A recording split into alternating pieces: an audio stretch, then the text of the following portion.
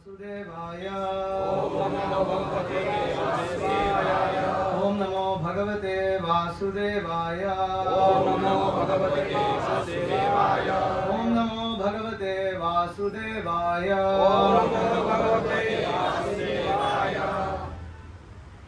So today I wanted to speak on the conclusion of Bhagavad Gita. आज प्रभु जी जो भगवद गीता का conclusion है उसके ऊपर बोलना चाहते हैं। And I wanted to read directly from Bhagavad Gita. So we're going to read about 10 shlokas. तो मैं सीधा भगवद गीता से पढ़ना चाहता हूँ, तो हम लोग बस 10 श्लोक पढ़ेंगे। So we'll read the purport for about four shlokas, for 4 verses, but we'll read the translation for the others. तो हम लोग 4 श्लोकों का तात्पर्य पढ़ेंगे, लेकिन अन्य श्लोकों के लिए हम लोग सिर्फ अनुवाद पढ़ेंगे। So we are beginning from text 55 of chapter 18. Chapter 18, text 55 of Bhagavad Gita.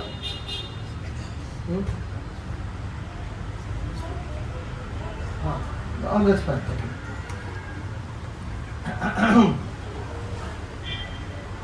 Okay. Bhaktya mam abhijanati भक्त्या मामभिजानाति यावान्यश्चास्मि तत्त्वतः यावन्यश्चास्मि तत्त्वतः ततो मां तत्त्वतो ज्ञात्वा मां तत्त्वतो ज्ञात्वा विशते तदनन्तरम्. विशते तदनन्तरम्। So Krishna says, translation, one can understand me as I am, the Supreme Personality of Godhead, only by devotional service. And when one is in full consciousness of me by such devotion, he can enter into the kingdom of God. केवल भक्ति से मुझ भगवान को यथा रूप में जाना जा सकता है। जब मनुष्य ऐसी भक्ति This echo, this is it, huh? They design it like this. ऐसी भक्ति से मेरे पूर्ण भावनामृत में होता है, तो वह वैकुंठ जगत में प्रवेश कर सकता है। Okay, I'll chant prayers now.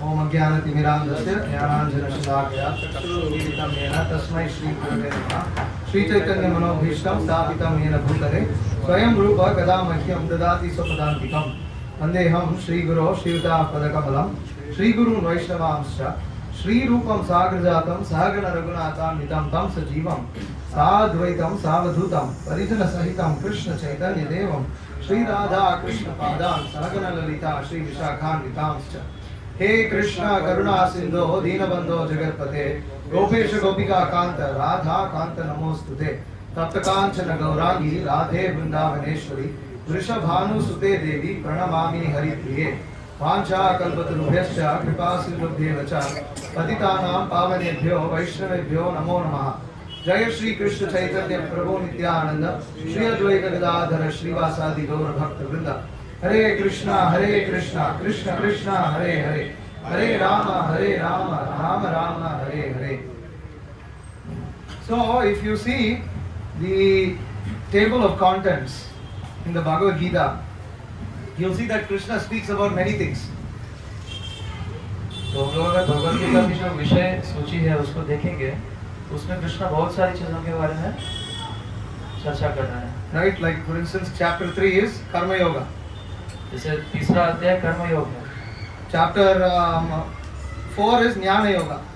चौथा अध्याय ज्ञान योग है, Chapter 6 is Dhyana Yoga. छठवां जो अध्याय है वो ध्यान योग है। And apart from that, Krishna speaks chapter 14, 3 modes of material nature. Chapter 14. और जो चौथा अध्याय है उसमें 14वां जो अध्याय है उसमें प्रकृति के 3 गुण के बारे में कृष्ण बात कर रहे हैं। Chapter 12, Krishna speaks about Bhakti Yoga.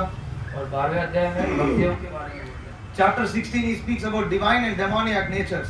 16वें अध्याय में वे देवी तथा आसुरिक स्वभाव के बारे में चर्चा करते हैं। Chapter 17, he discusses what types of faith are there. Different types of faith. What are the divisions of faith? Different divisions of faith. और 17वें अध्याय में वे श्रद्धा के विभागों के बारे में चर्चा कर रहे हैं। So, in Bhagavad Gita, Krishna discusses many things. And in He also shows his universal form. तो भगवद गीता में भगवान बहुत सारी चीजों के बारे में चर्चा करते हैं। अभी अपना जो विराट रूप है उसके बारे में भी बताते हैं, विराट रूप का दर्शन देते हैं। But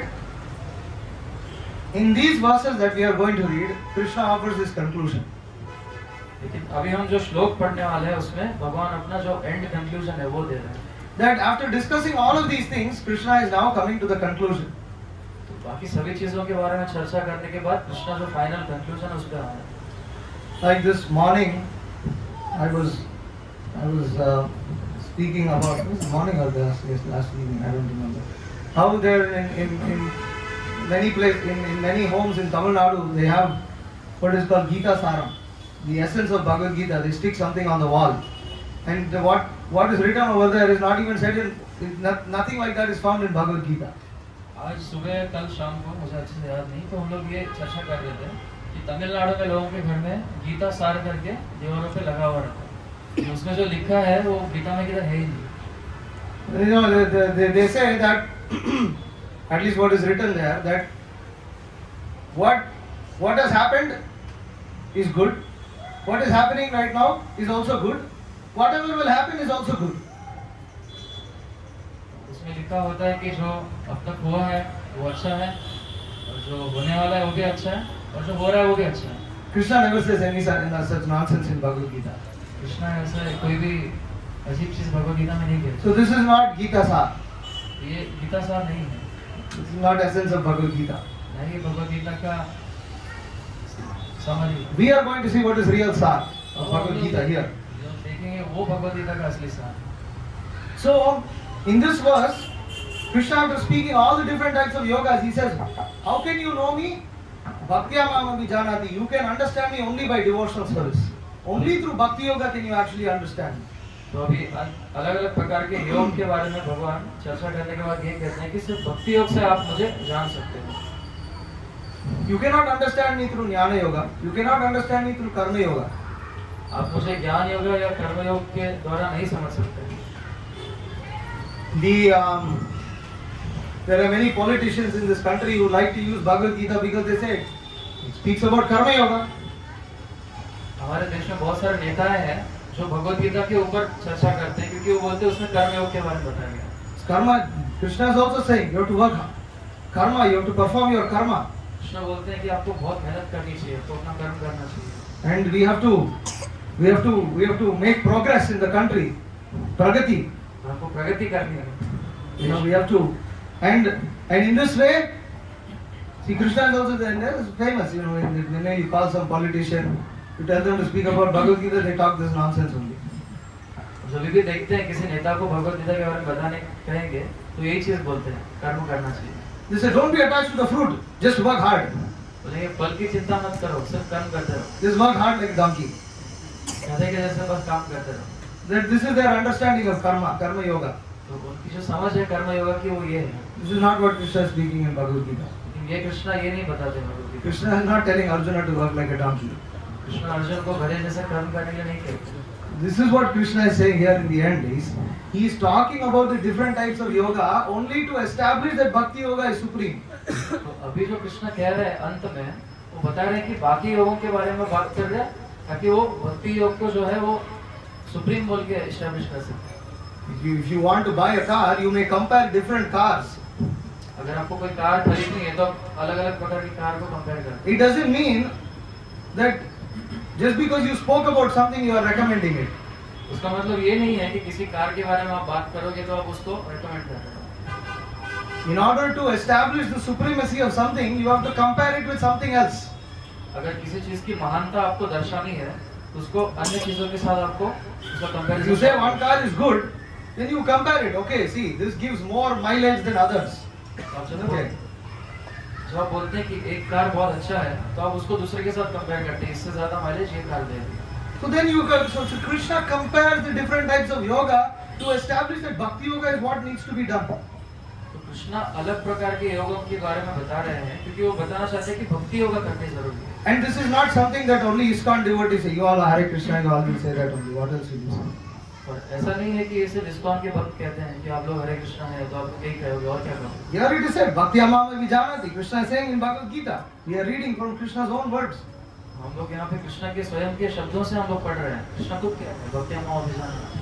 And what is the use? Okay, you know about Krishna, what happens? Then Krishna is saying when one is in full consciousness of him in such devotion, he can enter into the kingdom of God. Vishateta Dhanantaram. तो कृष्णा बोलते हैं इससे क्या होगा अगर आप भक्ति करोगे तो जब हम कृष्णा के बारे में पूरी चेतना में होंगे तो हम भगवान के धाम जाएंगे। So what is that full consciousness of me in such devotion? That is called Krishna consciousness. तो वो क्या है? पूर्ण तरीके से कृष्णा के बारे में चेतना रखना वो भक्ति है। Consciousness of me. Krishna is speaking of me means refer to Krishna. Krishna is speaking, so he's saying me refers to him. Krishna मेरी चेतना की बात कर रहे हैं, मेरे चेतना में रहना। So that is Krishna consciousness. वो कृष्ण भावना में रहता है। So okay, this is text 55. This is the essence of text 55. Krishna is establishing bhakti. That to understand Krishna, you have to follow devotional service, and that devotional service is called as Krishna consciousness. When you are Krishna conscious, you can go back home, back to Godhead at the end of this life. जो कृष्णा बोल रहे हैं उसको आपको पालन करना है तो कृष्णा बोल रहे हैं भक्ति सबसे उत्तम है और भक्ति का पालन करके आप इस जीवन के अंत में भगवत धाम जा सकते हैं। Does that mean that devotee doesn't do anything else? Like what? How is that devotee? He's just simply conscious. He's just sitting there. He has no activity. तो इसका अर्थ ये है क्या कि भक्त कुछ करता ही नहीं है, उसे भावना में होता है, वो कुछ कर्म करता ही नहीं है। So if you read text 56, sarva karman yapi sada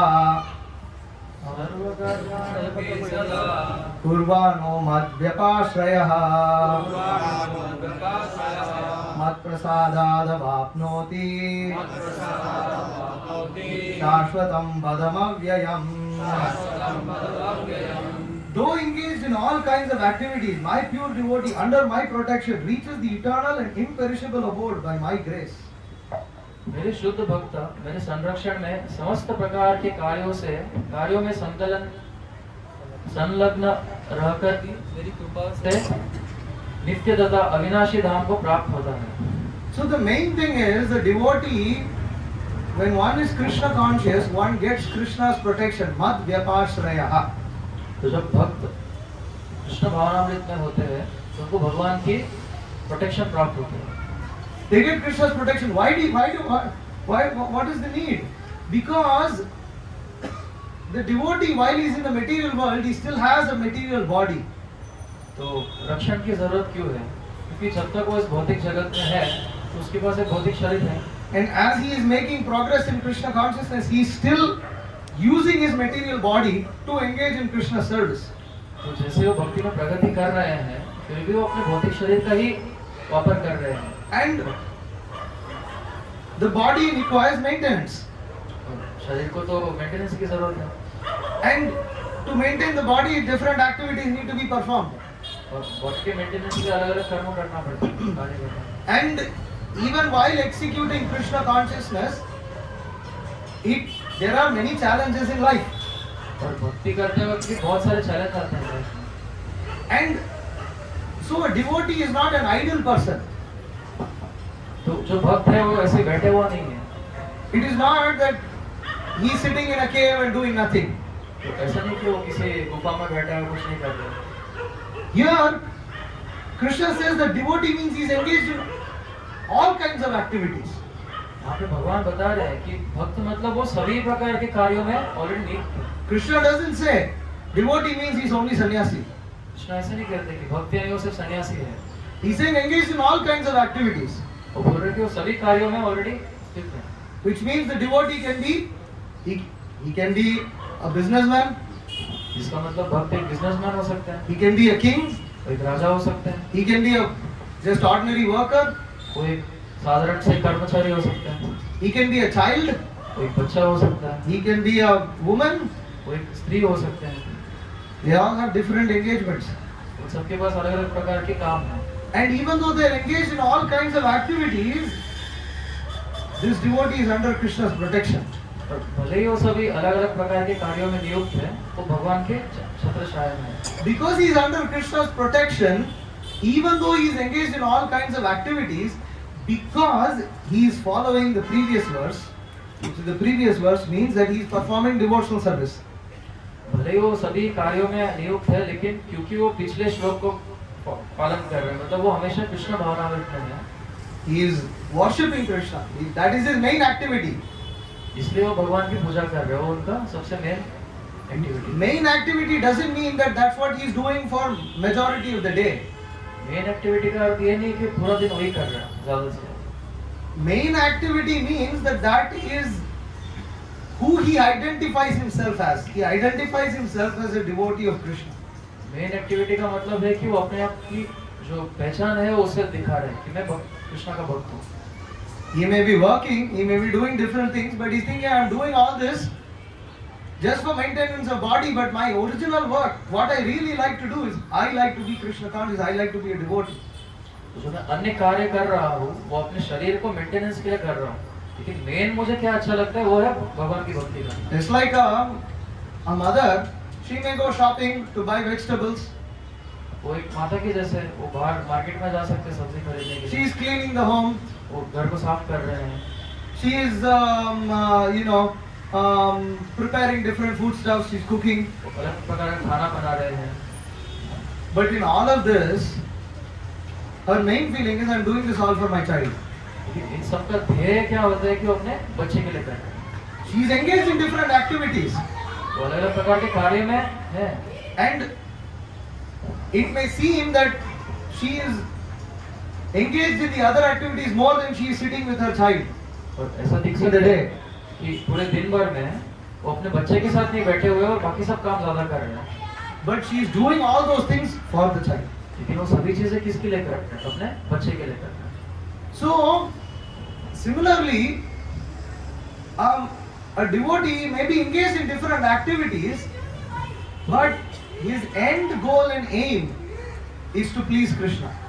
तो उसी प्रकार से ऐसा दिखाई दे सकता है कि जो भक्त है वो अलग अलग कार्यों में लगा हुआ है, लेकिन उसका जो अंतिम ध्येय है वो है कृष्ण की प्रसन्नता। If something is not favorable for his Krishna consciousness, he gives it up. अगर कुछ कृष्ण भावनामृत के लिए अच्छा नहीं है तो उसको त्याग देते हैं, And if something is favorable for Krishna consciousness, he will accept it. अगर कोई चीज बहुत अनुकूल है तो उसको पालन करते हैं। And what if he makes some mistake here and there or something? और क्या अगर वो कुछ गलती कर दे तो क्या? Because even though one might be well intentioned and one is trying to act under guidance, still the nature of this material world is one tends to make mistakes. तो उनकी अच्छे काम के लिए वो कुछ कर रहे हो सकते हैं, लेकिन इस भौतिक जगत की एक रीत है कि लोग गलतियां करते हैं। Krishna explains in Bhagavad Gita, he says, Sarvarambha hite doshaha. Krishna Bhagavad Gita में बताते हैं कि सबका आरंभ जो है वो दोष है। So he says that because, so you already explained that in every activity there is some fault. बोल रहे कि जितने भी कार्य है उसमें कुछ ना कुछ दोष होता है। I am giving this lecture over here. There is some fault. तो मैं अभी लेक्चर दे रहा हूँ, उसमें कुछ फॉल्ट है। We did kirtan. There is some fault. हम लोग ने अभी कीर्तन किया, उसमें कुछ ना कुछ फॉल्ट There है। might, we are cooking prasad. We are making, cooking. Some fault is there. हम लोग अभी प्रसाद बना रहे हैं, उसमें भी कुछ ना कुछ दोष है। If you want to be a fault finder, you can find fault in everything. तो आपको अगर हर एक चीज में दोष देखना है तो आप हर एक चीज में दोष Something you देखिए, can find. कुछ ना कुछ आप देख ही लोगे दोष। Because in the material world, things tend to be imperfect.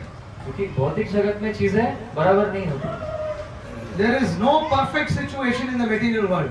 यहाँ पे कोई भी एकदम परफेक्ट सिचुएशन नहीं है। And when a living entity tries to seek a perfect situation in the material world, he is in Maya.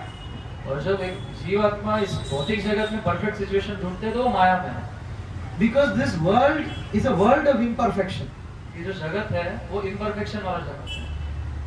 If you go into the ocean and try to find a dry place, how will you find something dry inside the ocean? अगर आप समुद्र के अंत तक जाके कुछ सूखा ढूंढने की प्रयास करेंगे जो सूखा सूखा है तो कैसे आपको दिखाएगा? The nature of the ocean is water. Water means to be wet. समुद्र का अर्थ ही है पानी है और पानी मतलब गीला, So everything is wet in the ocean. तो सब कुछ गीला है समुद्र में। But if you are thinking, somehow there should be some dry situation, no, it won't exist. तो आप सोचिए समुद्र में सब सूखा सूखा होना चाहिए, तो नहीं मिलेगा।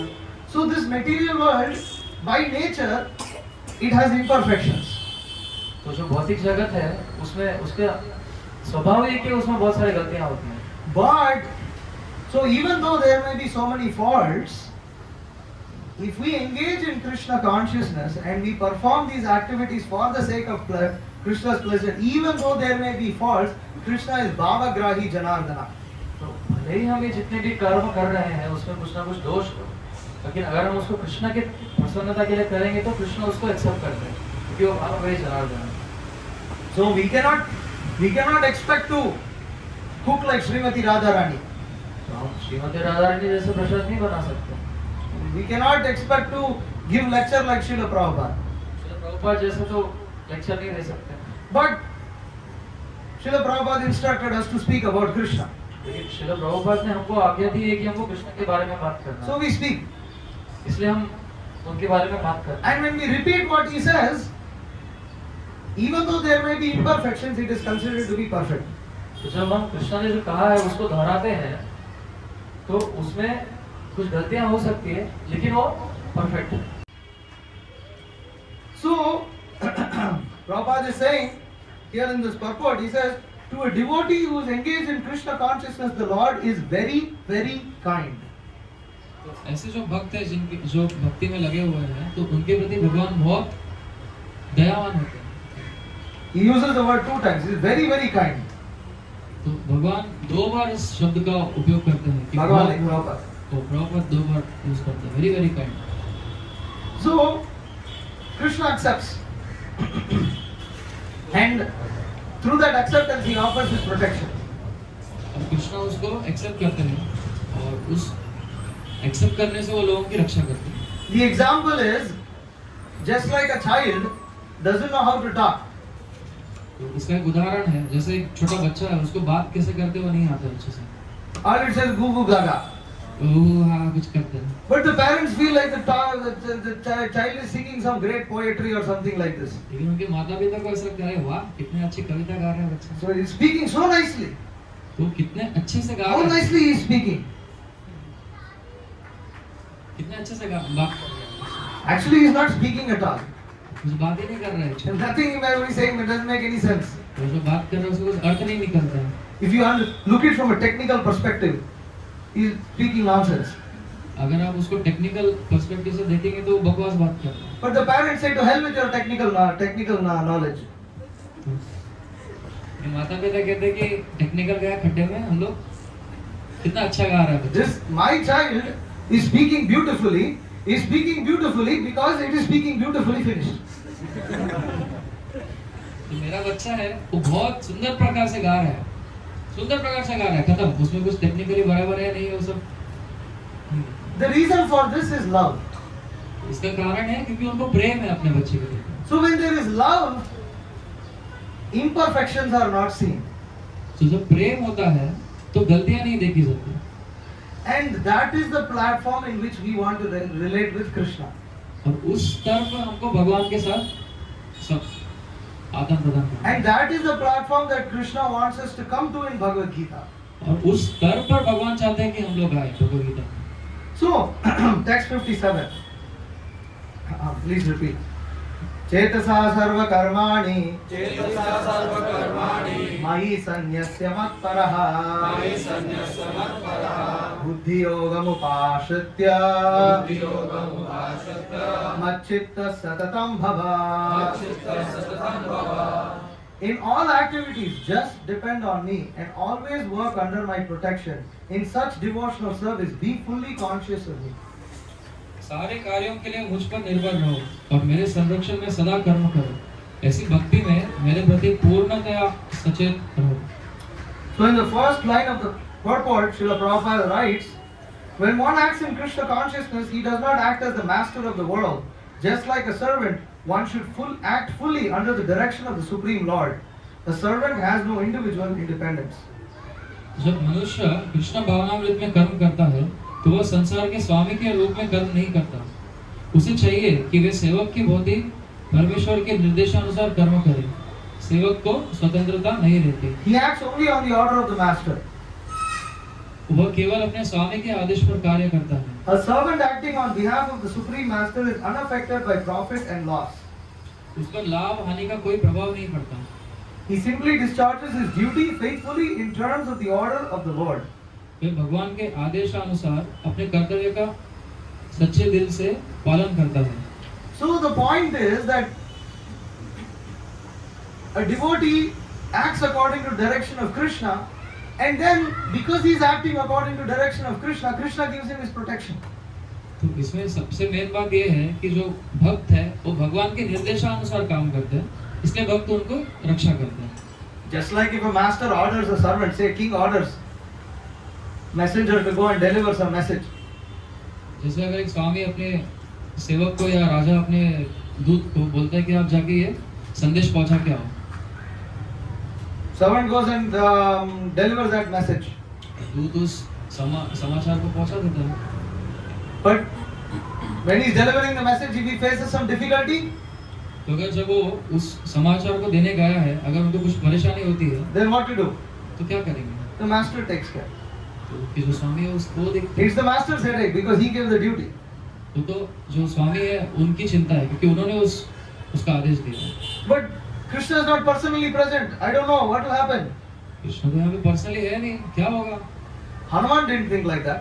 हनुमान ने ऐसा नहीं सोचा था। Hanuman didn't think, I've come here as Ramaduta, I have to go and convey a message. I'm going to convey a message, see if Sita Devi is alive, and then I will give her a message. तो हनुमान ने तो ऐसा नहीं सोचा था कि मेरे स्वामी ने मुझे भेजा है और मुझे देखना है कि सीता देवी जीवित है और वो जो मैसेज है वो जाके राम को बताना। Because a devotee like Hanuman realizes his master is not some ordinary master. क्योंकि हनुमान जैसे भक्त ये जानते हैं कि उनके जो स्वामी है वो कोई साधारण स्वामी नहीं है। The master is the supreme personality of Godhead himself, creator of the entire universe. तो जो स्वामी है वो तो स्वयं पूर्ण पुरुषोत्तम भगवान है, ये सभी सृष्टि के रचयिता हैं। This supreme master of mine is present not only in my heart but in the heart of my enemy, in the heart of my friend, in the heart of every living entity. He is present all around me. तो ये जो मेरे स्वामी है ये सिर्फ मेरे ही हृदय में नहीं है, ये मेरे जो शत्रु है उनके भी हृदय में है, मेरे दोस्त के हृदय में भी है और सभी जीवों के हृदय में है। So what does he not know? उनको क्या नहीं पता And where is he not present? और वो कहाँ प्रेजेंट नहीं है। So therefore, when Hanuman he decided he wanted to meet Ravana, he creates this whole he creates a lot of chaos in Lanka. तो जब हनुमान रावण से मिलने जाते हैं तो पूरी तबाही मचा देते हैं लंका में। You see, his duty was to only go and see Sita. उनका जो काम था, धर्म था, वो सिर्फ जाके सीता माता को देखना था। Rama did not tell Hanuman, you also go and talk to Ravana. Ram ने हनुमान को नहीं बोला था कि आप जाके रावण से बात करके आओ। But Hanuman, he knows the heart of Lord Ram. लेकिन हनुमान अपने स्वामी के हृदय को जानते हैं। See, Lord Rama is going to come to Lanka, and he has to conquer this Ravana. Ram Lanka में आने वाले हैं और उनको रावण को हराना है। That means he will want to know what is the strength of his enemy. तो वो जानना चाहते हैं कि अपने शत्रु की कितनी ताकत है। He will want to know what are the defenses of the city. वो जानना चाहते हैं कि जो शहर है उसके क्या-क्या रक्षा पॉइंट्स हैं। So this is first class servant तो ये सबसे प्रथम श्रेणी who के सेवक, understands the heart of his master. ये प्रथम श्रेणी के सेवक है जो अपने स्वामी के हृदय को जानते हैं। Even though he didn't receive a direct instruction, he knows what will give pleasure to his master. भले ही उनको सीधा उसके बारे में नहीं बताया गया, लेकिन वो जानते हैं कि उनके स्वामी किससे प्रसन्न होंगे। So in this way, of course, what happens is Hanuman, he allows himself, after fighting with the Rakshasas for some time, he allows himself to be captured and taken in front of Ravana.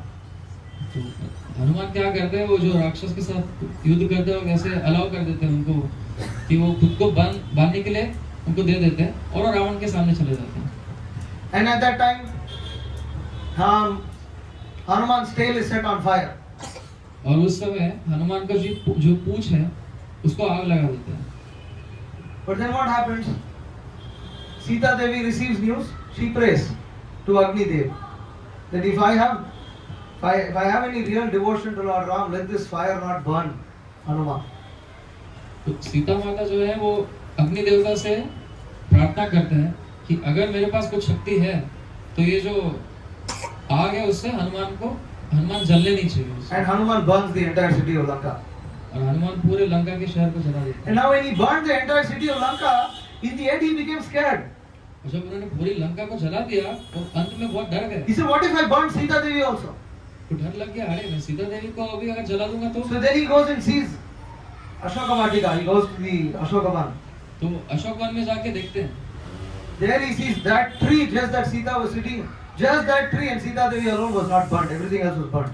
तो अशोक वाटी में देखते हैं कि जहाँ सीता माता बैठे सिर्फ वो वृक्ष उतना जगह नहीं जला, बाकी सब कुछ जल गया। So you can see how, see Rama, although Hanuman, he wanted to burn the city of Lanka, he didn't think of Sita Devi when he was going to burn. तो आप देख सकते हैं कि हनुमान को जब लंका को जलाना था तभी उन्होंने सीता माता के बारे में नहीं So सोचा। in this way you can say there was a fault. आप बोल सकते हैं कि अरे इसमें तो दोष है इनके You कारण, didn't think of this, आपने सोचा ही नहीं इस बारे में। but Krishna protects. लेकिन कृष्ण उनकी रक्षण करते Rama protects. हैं, राम रक्षा करते हैं। So this is the point that ultimately devotee has full faith that Krishna is the protector, Krishna is the master and he is the lord of everything. If he executes his devotional service sincerely, Krishna will protect. तो कहने की बात यह है कि भक्त को ये मालूम है कि भगवान जो है वो सभी पूरे सृष्टि के स्वामी है और वो उनको अगर वो जो स्वामी ने बताया उसका पालन करेंगे तो उनकी रक्षा करेंगे। He is very careful in his service, he is not foolish, but he is also conscious of Krishna all the time. वो बहुत ध्यान पूर्वक अपनी सेवा करते हैं लेकिन वो हमेशा कृष्ण की चेतना में रहते हैं। So Prabhupada concludes this purport by saying the order of Krishna comes through the disciplic succession from the bona fide spiritual master.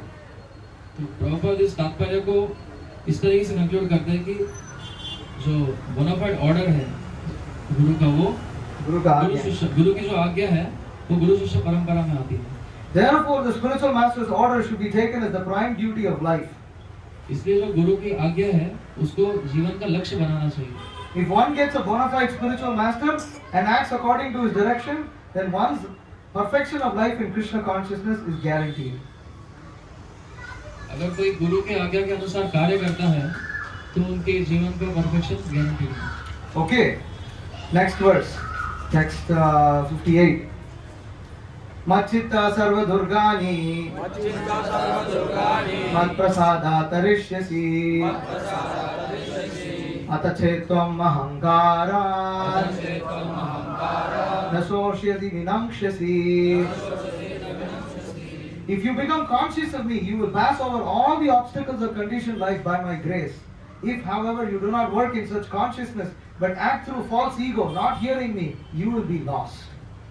यदि तुम मुझसे भावना भावित होगे तो मेरी कृपा से तुम बुद्ध जीवन के सारे अवरोधों को लांग जाओगे, लेकिन यदि तुम मिथ्या अहंकारवश ऐसी चेतना में कर्म नहीं करोगे और मेरी बात नहीं सुनोगे तो तुम विनष्ट हो जाओगे। So the conclusion is this, that if we don't listen to Krishna, we will become lost. तो इसका तात्पर्य ये है कि अगर हम लोग कृष्ण की बात नहीं मानेंगे तो हम लोग खो जाएंगे। We were lost before we obtained Bhagavad Gita, तो हमको भगवद गीता प्राप्त होने से पहले भी हम लोग खोए हुए थे। before we received Prabhupada's books, before we received this knowledge, we were lost. Prabhupada का जो पुस्तकें हैं वो मिलने से पहले भी हम लोग खोए हुए थे। And if we, after receiving Prabhupada's books, if we don't follow what's there in that, we again will still be lost. और प्रभुपाद की पुस्तक प्राप्त होने के बाद में अगर फिर भी हम लोग उसमें जो बताया गया उसका पालन नहीं करते वापस हम लोग खो जाएंगे। But if you follow what Srila Prabhupada says in his books, then you will cross over all obstacles. लेकिन अगर आप प्रभुपाद ने जो बताया उसका पालन करोगे तो आप सभी परेशानियों को लांग जाओगे। Krishna is not saying, mostly you will pass, almost you will pass, it's very likely that you will pass. No, you will pass. Krishna ऐसे नहीं बोलते हाँ शायद पास हो जाओगे, हाँ क्रॉस हो जाओगे शायद, वो बोलते हैं कि पक्का आप पास हो जाओगे। That definitely we will overcome all obstacles in life. कि डेफिनेटली आप सभी परेशानियों को लांघोगे। And if we fail to act according to Krishna's instruction, then we are acting according to false ego. और अगर हम लोग कृष्ण के निर्देशानुसार नहीं कर्म करते हैं तो हम हमारे झूठे अहंकार में कर्म कर रहे हैं। What is that false ego? That ego is identifying with the body. तो क्या है वो अहंकार? वो अहंकार यानी हम अपने आप को शरीर समझते हैं। And in this way we come up with some different reasons not to accept Krishna's words. अब इस प्रकार से हम लोग अलग-अलग प्रकार के रीजन लेके आते हैं क्यों हम लोग कृष्ण की बात। Krishna explains that further in the next verse, text 59. तो इस अगले वाले श्लोक में कृष्ण बताते हैं इस बारे में। यदहंकारम् आश्रित्य न नयोत्स्य इति मन्यसे नित्यैष व्यवसायस्ते प्रकृतिस्त्वां नियोक्ष्यति. If you do not act according to my direction and do not fight, then you will be falsely directed by your nature. You will have to be engaged in warfare. यदि तुम मेरे निर्देशानुसार कर्म नहीं करते और युद्ध में प्रवृत्त नहीं होते हो तो तुम कुमार्ग पर जाओगे. तुम्हें अपने स्वभाववश युद्ध में लगना होगा. You see, Arjuna wanted to become a sannyasi. Arjun सन्यासी बनना चाहते थे. He said, well, I don't want to fight. वो बोल रहे कि मुझे युद्ध नहीं करना. And he was giving so many reasons before in the beginning of Bhagavad Gita. और वो कितने सारे कारण दे रहे थे भगवद गीता के. How can I kill my guru? मैं अपने गुरु की हत्या कैसे कर सकता How हूँ? can I kill my grandfather? मैं अपने दादाजी की हत्या कैसे करूँ? If after killing all these people I get the kingdom, what is the use of enjoying the kingdom without all these relatives?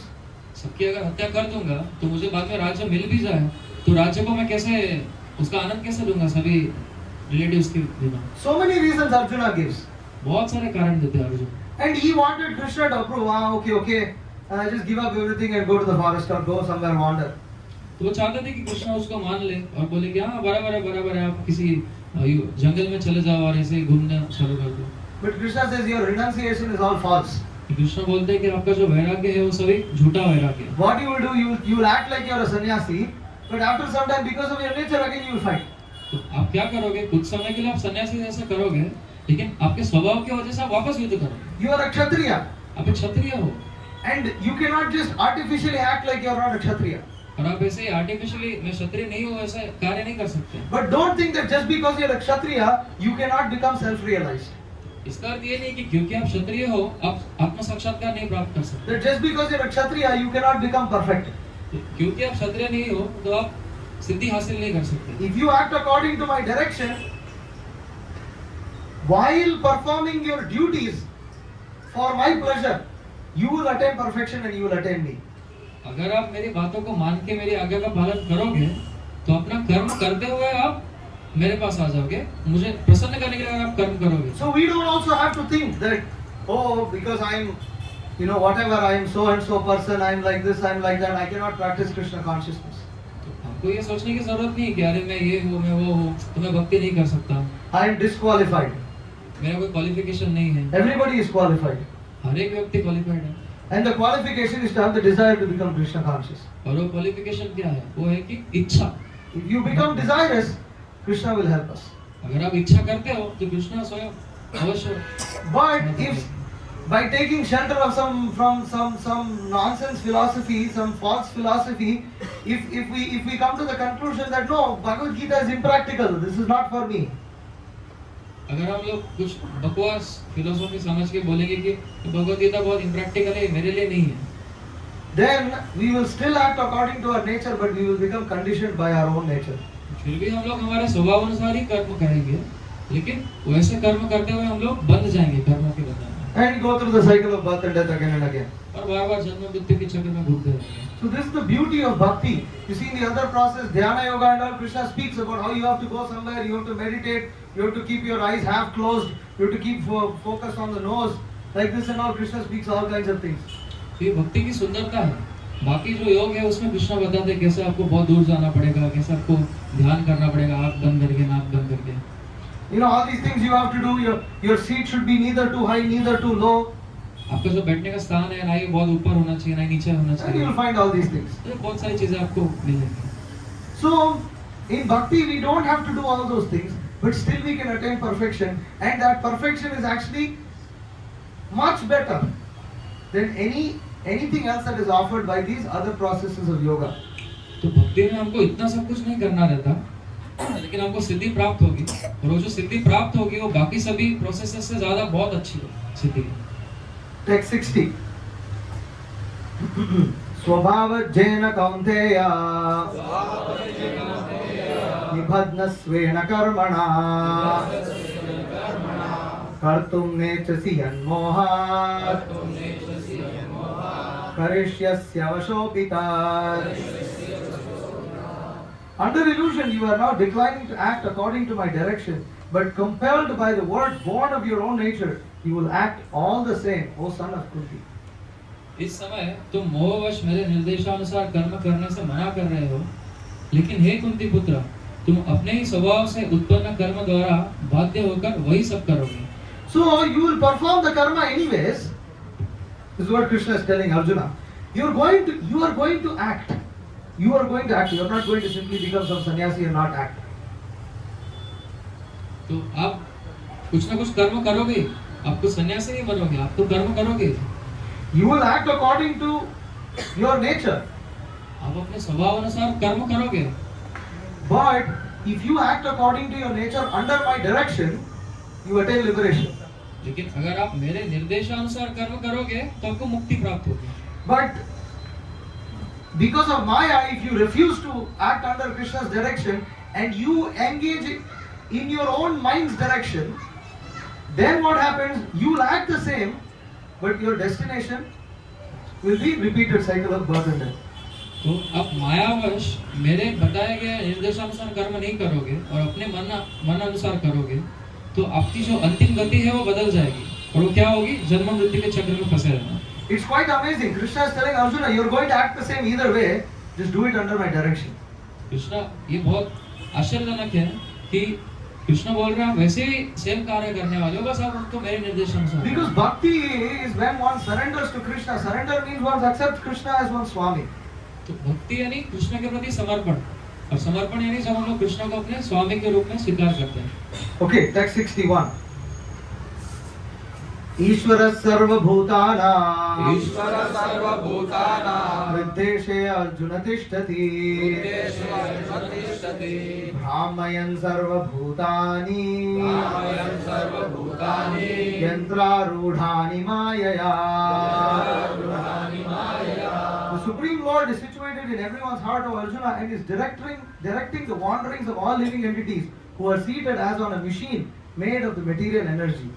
हे अर्जुन, परमेश्वर प्रत्येक जीव के हृदय में स्थित है और भौतिक शक्ति से निर्मित यंत्र में सवार की भांति बैठे समस्त जीवों को अपनी माया से घुमा रहे हैं।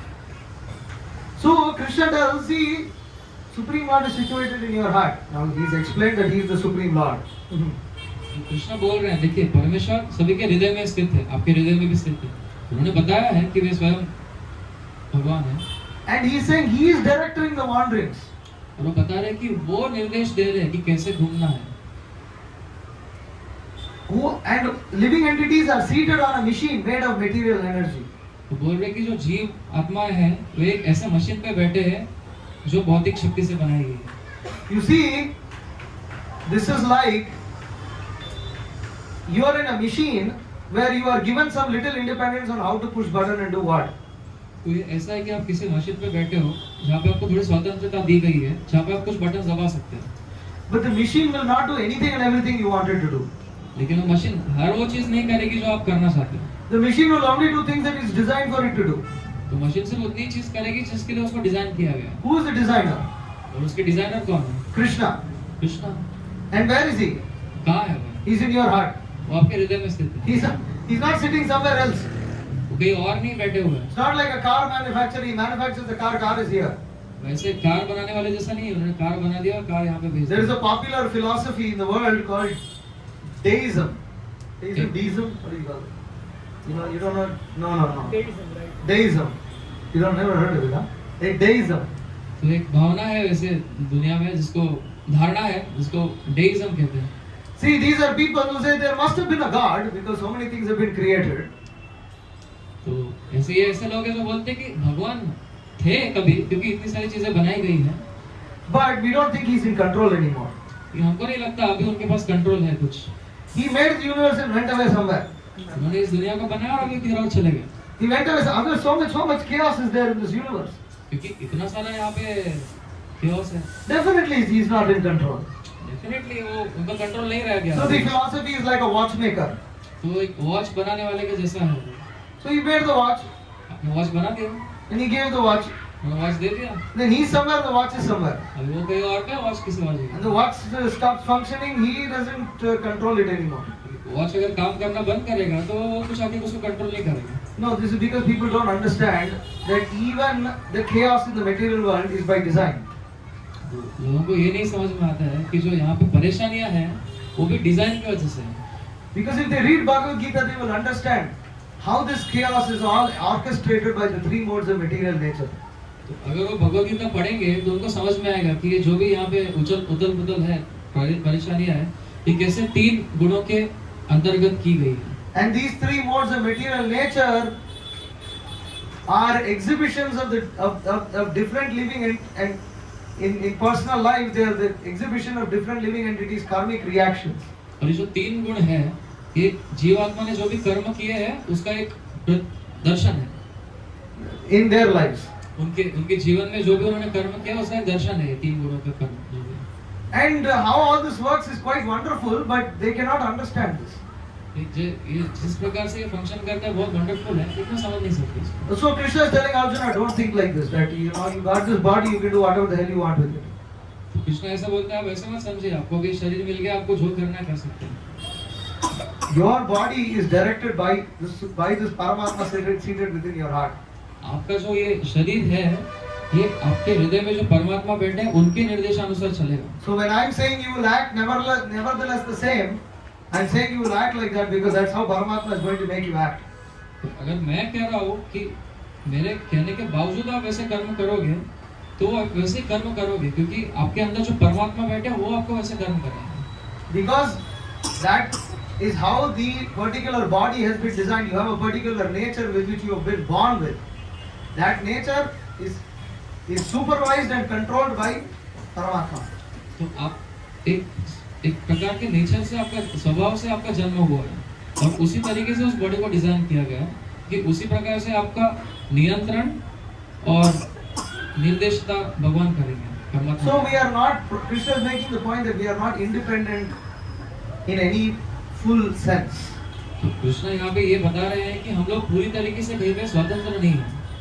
We can be in the illusion that we are independent and suffer, हम इस मोह में रह सकते हैं कि हम लोग स्वतंत्र हैं और हम लोग सभी परेशानियां झेल सकते हैं, or we can accept Krishna's instructions, follow it, and become very happy.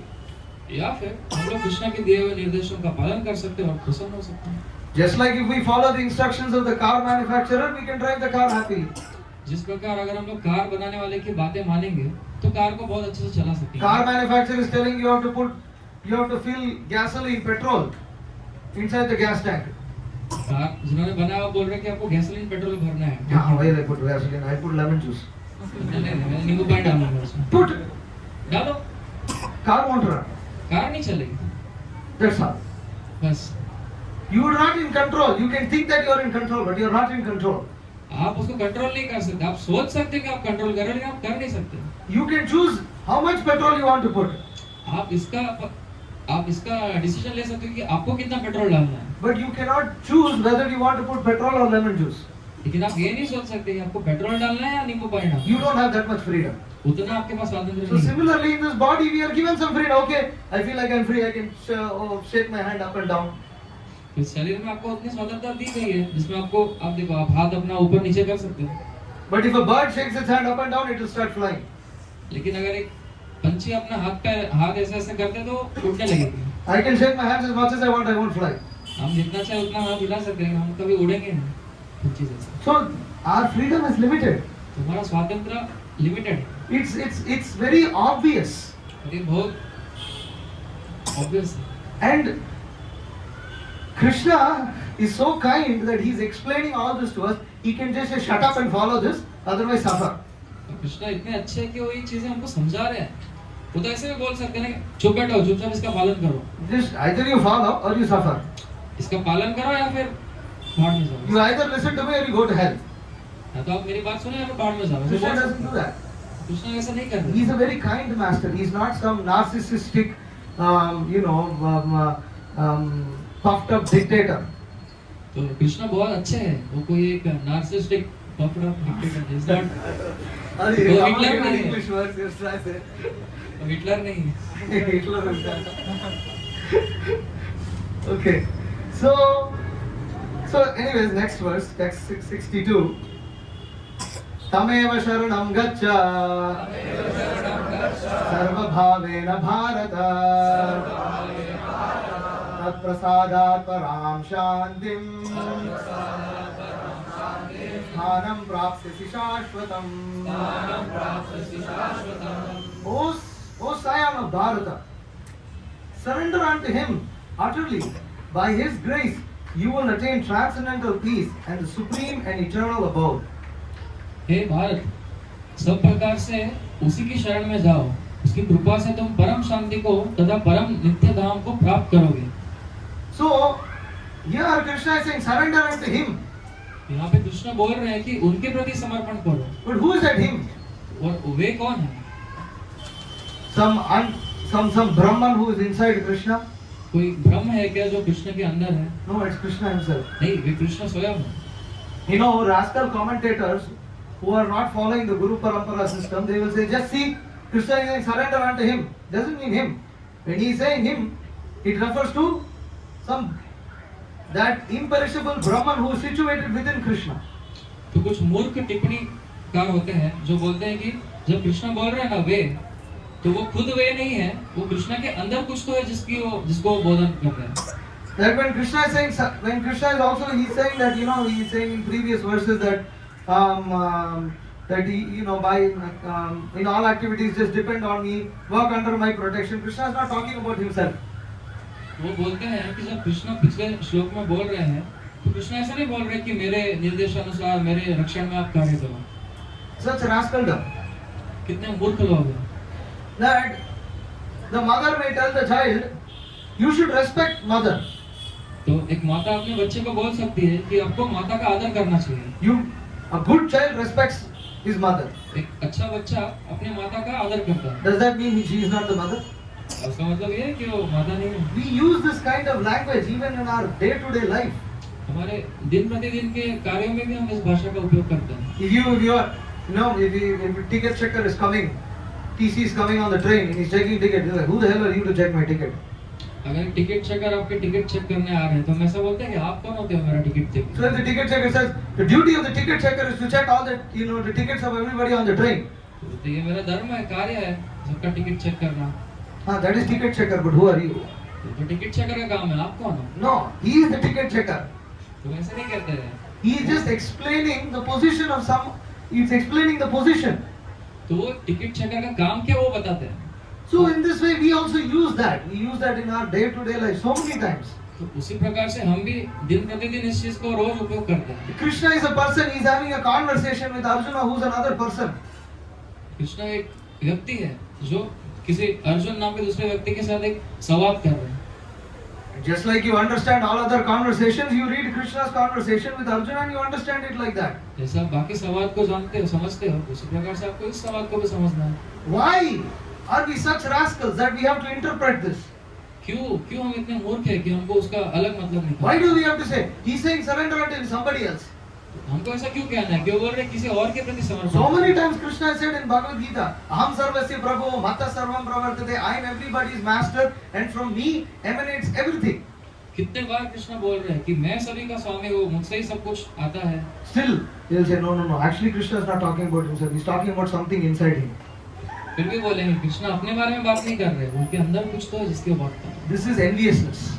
इसको ईर्ष्या कहते हैं। Huh? You translate it. It's envious. बहुत ईर्ष्यालु है। Otherwise, why will you say like this? वरना आप ऐसे क्यों कहोगे? If I ask you to go and bring me some milk, you will bring me some milk.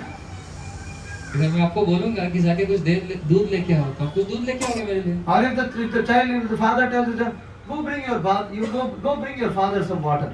अगर वो बोलता है कि अपने पिताजी के लिए कुछ पानी लेके आओ, एक पिताजी अपने बच्चे को बोलते हैं कि पिताजी के लिए पानी लेके आओ, But he'll go and give it to this the vegetable vendor on the street. तो क्या वो किसी सब्जी बेचने वाले को जाके देंगे पानी? The father, who's your father? आपके पिताजी कौन है? So many times Krishna has explained in Bhagavad Gita, who is that master, who is situated in who is supreme Lord, who is situated in everyone's heart. He's explained, I am situated, I am supreme Lord. He said all these things. कितने बार भगवान बता रहे हैं कि सबके हृदय में कौन स्थित है? मैं स्थित हूँ सबके हृदय में। कृष्ण कितने बार इसको समझा रहे हैं? So then when Krishna says surrender unto him utterly, he is referring to himself. जब वो बोल रहे हैं कि आपको उस परमेश्वर के प्रति समर्पण करना है, वो स्वयं को संबोधित कर रहे हैं। It's just an expression of speech. तो एक बस कहने का तरीका है। So, and but envious people will not accept this. They try to find some excuse.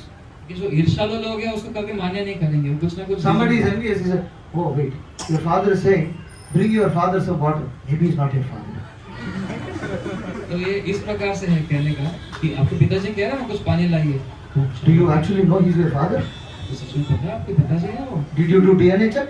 आपने डीएनए चेकिंग की? Nonsense. That's stupid nonsense. All this kind of thing. मूर्खता है पूरी प्रकार से। So anyways, text 63. इति ते ज्ञानमाख्यातम् गुह्यात् गुह्यतरं मया विमृश्यैतदशेषेण यथेच्छसि तथा कुरु. Thus I have explained to you knowledge still more confidential. Deliberate on this fully and then do what you wish to do. इस प्रकार मैंने तुम्हें गुह्यतर ज्ञान बतला दिया, इस पर पूरी तरह से मनन करो और तब जो चाहो वो करो। So just see how amazing it is. This is text 63, right? There is a total of 78 verses in this chapter, right? So we are about 16 verses from the end. 16 verses from the end, which means Bhagavad Gita has 700 shlokas. So Krishna has now recited 684. Correct? 684 shlokas Krishna has spoken to Arjuna and he said, now do what you want to do. तो अब देखिए कितना आश्चर्यजनक है। भगवद गीता में 700 श्लोक है और अभी से 14 श्लोक बाकी है एंड से, तो हम लोग 684 श्लोक पर हैं। और यहाँ पर आके कृष्ण बोल रहे कि आपको जैसा इच्छा है वैसा करो। Think about what I have said. जो मैंने कहा है उसके ऊपर अच्छे से सोच लो। What I have explained to you is very confidential knowledge. जो मैंने आपको बताया है वो बहुत ही गुह्य ज्ञान है And you decide what you want to do. और आप सोचो क्या करना है आपको। Krishna doesn't tell, Baba, I am supreme controller. I wasted 684 verses on you. If you don't do, I will curse you to go to hell. तो भगवान ये नहीं कहते हैं कि अरे मैं भगवान हूँ और मैंने 684 श्लोक आपको बता के समय अपना व्यर्थ किया है, अभी अगर आप इसको मानोगे नहीं तो मैं आपको नरक में भेजूंगा। You will have one lightning fall on your head. आपके सर पे एक बिजली गिरेगी धड़ पे And then you'll be burned to ashes on the same spot. और आप राख हो जाओगे। No, Krishna is supreme. He exhibits the opulence of renunciation. तो कृष्णा सुप्रीम है, परम है और वैराग्य का जो एक गुण है उसको वो दर्शा रहे हैं। And he loves his devotee so much. He is trying to get his devotee. Please understand, we are eternally related. I am asking you to love me. I want to love you. I want you to love me. And he spent so much time talking about this. And then he said, you decide what you want to do. I have told you what will happen if you do. I have told you what will happen if you don't do. Now you decide what you want to do.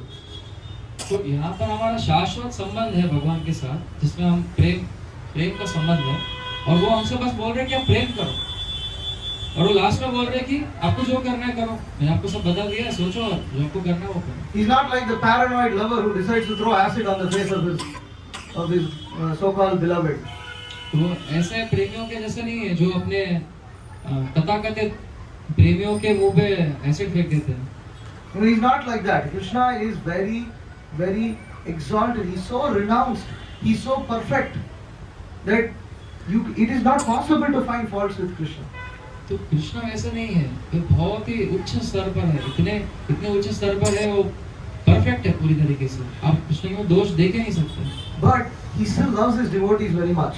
फिर भी वो अपने भक्तों से बहुत प्रेम करते हैं। So then in text 64 he says, इसके बाद वो श्लोक में बोलते हैं, सर्वगुह्यतमं भूया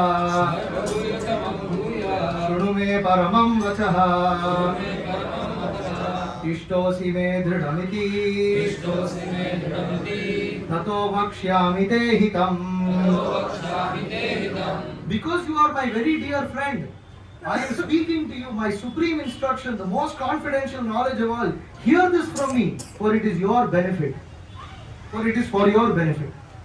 चूंकि तुम मेरे अत्यंत प्रिय मित्र हो, अतएव मैं तुम्हें अपना परम आदेश जो सर्वाधिक गुह्य ज्ञान है बता रहा हूँ, इसे अपने हित के लिए सुनो।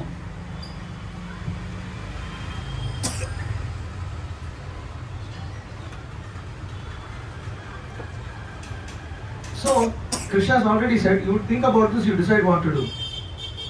कृष्ण ने पहले ही बता दिया है कि आप सोच लो आपको क्या करना है। But at the same time, Krishna loves his devotee.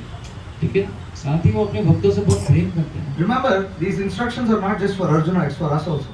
अब याद रखिए ये सिर्फ अर्जुन के लिए नहीं है, ये सभी। So Krishna is continuing. After he said, you decide what to do, Krishna is continuing. तो उन्होंने एक बार बोल दिया कि आपको जो करना है वो करो, उसके बाद भी वो कंटिन्यू कर। Because out of love, Krishna is making one more attempt to convince Arjuna that you please become my devotee. तो प्रेम के कारण Krishna If they are leaving, they should get some prasad.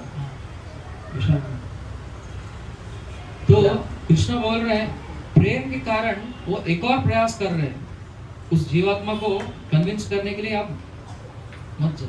Just like you are trying to convince someone you love so much to do something, you know it's for their benefit, and you are trying to convince them. तो जिस प्रकार से आप किसी को convince करने का प्रयास करते हो, जिनसे आप बहुत प्रेम करते हो, आपको पता है उनके लिए बहुत अच्छा है, इसके लिए आप उनको कन्विंस करने का प्रयास करते हो। And the nature of love is such that you cannot force. तो प्रेम का ये नेचर है कि आप उनको कभी फोर्स नहीं कर सकते। You can request, आप उनसे रिक्वेस्ट कर सकते you can present all reasoning, हो, आप सभी उनको रीजन दे सकते हैं, but you cannot force. They have to make the decision. लेकिन आप उनको जबरदस्ती नहीं कर सकते। So, but Krishna is so loving to his devotee that he's saying, but you know, when you're trying to convince your friend, sometimes even after you tell them, okay, you have to decide, still you make one or two more points. They're like, okay, maybe this point will convince them. तो वो अपने मित्र को समझाने का प्रयास कर रहे हैं। उन्होंने बोल दिया कि आप सोच लो क्या करना है, फिर भी वो सोचते हैं प्रेम की वजह से, चलो ये एक पॉइंट बोल दो तो शायद वो कन्विंस हो जाए। This is how desirous Krishna is that we become, you know, devotees of him. तो इतना इच्छुक है कृष्णा कि हम उनके भक्त बन जाए। That he doesn't want to give up so easily on his devotee. तो वो इतने आसानी से हमको छोड़ना नहीं चाहते। He doesn't give up hope on his devotee so easily. वो अपने भक्तों के ऊपर जो आशा है उसको आसानी से छोड़ते नहीं। In fact, Krishna never gives up hope. यहाँ तक कि कृष्णा कभी आशा छोड़ते ही नहीं। That's why he is in our heart as Paramatma. Whether we like him or hate him, he is still in our heart. इसलिए वे हमारे हृदय में परमात्मा के रूप में हैं। हम उनसे He Prem follows us every lifetime after lifetime. He keeps following us, whether we are a worm in stool, whether we are in the ocean as a fish, whether we are a human being, whether we are atheist or whether we are a theist. Krishna is still within our heart. हम लोग कहाँ पर भी हो, मल में कीड़ा हो या कुत्ता बिल्ली कुछ भी हो, हम लोग कहीं पर भी हो, कृष्णा हम लोग के साथ हृदय में है और हम लोग के साथ आ रहे हैं। Krishna is such a dear friend that he never leaves us. Krishna इतने प्रिय मित्र है कि वो कभी हमको छोड़ते नहीं हैं। He doesn't think, "Chi, you become a worm in stool. You stay there. After you become a king, I will come into your heart." Krishna ऐसे नहीं कहते कि अरे शी अभी आप एक मल में कीड़ा बन गए हो, कभी बहुत गंदी स्थिति में हो, आप एक बार बाहर आके राजा बन जाओ, फिर वापस में आपके हृदय में आते No, हो। Krishna loves us so much that he is there also. तो कृष्णा ऐसा नहीं करते, वो हमसे इतना प्रेम करते हैं कि वहाँ पर भी हमारे साथ। And he's seeing how we are foolishly engaging our sense gratification, even as a worm in stool. We are thinking, this is wonderful. तो वो देखते हैं वहाँ पर भी कैसे हम लोग मूर्खता से कितने भी खराब स्थिति में, जैसे मल में कीड़ा भी क्यों ना हो, वहाँ पे भी हम लोग सोच रहे हैं अरे तो बहुत आराम से मजा कर रहे हैं। So then Krishna tells in text 64, he tells, listen, you are my very dear friend. I am speaking to you the most confidential instruction. Most confidential. One last thing I will tell you. One last thing. Just one last thing. He finishes everything. He says, no, wait. One more last thing. This is the most confidential thing. Just hear it from me. Just hear this one more thing. You patiently heard all this. Hear me one more thing and then you decide. तो फिर भी इसके बाद भी वो एक और चीज बोल रहे, बोले एक और लास्ट एक और गुह्य चीज मैं आपको बताऊंगा। अब तक आपने बहुत ही पेशेंटली मुझे सुना है, एक और चीज आप सुनो। So then come the two main verses of Bhagavad Gita, which is actually the essence of Bhagavad Gita. The last two, these two verses. Manmana bhava madbhakto, madhyaji mam namaskuru, mame vaishyasi satyam te, यदि जाने प्रियोसि मे. Always think of me. Become my devotee. Worship me and offer your homage unto me. Thus you will come to me without fail. I promise you this because you are my very dear friend. अभी ये जो 2 श्लोक है ये सच में भगवत गीता का सार है. तो क्या कह रहे हैं? सदैव मेरा चिंतन करो, मेरे भक्त बनो, मेरी पूजा करो और मुझे नमस्कार करो. इस प्रकार तुम निश्चित रूप से मेरे पास आओगे. मैं तुम्हें वचन देता हूँ क्योंकि तुम मेरे परम प्रिय मित्र हो. So Krishna, he throws the last thing. He says, I will now give you a promise. So far he is just speaking, I am Supreme Lord. If you do this, I am in control of everything. If you listen to me, it will be good. I am sitting in your heart. Understand who's the controller. तो कृष्ण एक और बार last बार प्रयास कर रहे हैं और यहाँ पे वो प्रॉमिस कर रहे हैं. इसके पहले वो क्या बोलते हैं? देखो मैं परम हूँ, मैं आपका मित्र हूँ, मैं सभी चीजों को कंट्रोल करने वाला हूँ, मेरी बात मानो. Just like you have to understand, I'm in control of everything. So obviously you should follow. Come on, if you don't follow, you're going to become lost. तो ऐसा नहीं बोलते कि देखो मैं सभी चीजों का कंट्रोलर हूँ, आपको समझना चाहिए कि आपको फॉलो करना है. अगर फॉलो नहीं करोगे तो आपका पूरा विनाश हो जाएगा. But now Krishna makes a personal request. अभी वो पर्सनली हम लोग से रिक्वेस्ट करें. He says a personal request. He says, listen, I give you a personal promise. I will definitely protect you. तो देखिए आप सुनिए, आपको एक पर्सनल प्रॉमिस देता हूँ, मैं अवश्य आपकी रक्षा करूँगा. You will. Why? You are very dear to me. क्यों? क्योंकि आप मेरे लिए बहुत प्रिय हो. You please understand. You are very dear to me. आप इसको कृपया समझिए. Just see how Bhagavad Gita is a conversation of love. तो आप कृपया समझिए कि आप मेरे लिए बहुत प्रिय हो. अब देखिए किस प्रकार से भगवत गीता एक प्रेम का सवाल है. When you are trying to convince someone you love so much to do something, you first present all the logical reasons, everything. तो जब आप किसी से बहुत प्रेम करते हैं तो उनको किसी चीज के लिए मनाना चाहते हैं तो आप सभी लॉजिक रीजन सब पहले बताओगे उनको. But in the end you say, listen, I love you so much. Please, my request, you do this because this is good for you. लेकिन अंत में हम क्या बोलते हैं? देखिए मैं आपसे बहुत प्रेम करता हूँ, ये मेरा बहुत रिक्वेस्ट है आपसे, आप बस इसको कीजिए क्योंकि आपके लिए बहुत अच्छा है. So Krishna is doing exactly that. तो कृष्ण वो कर रहे हैं.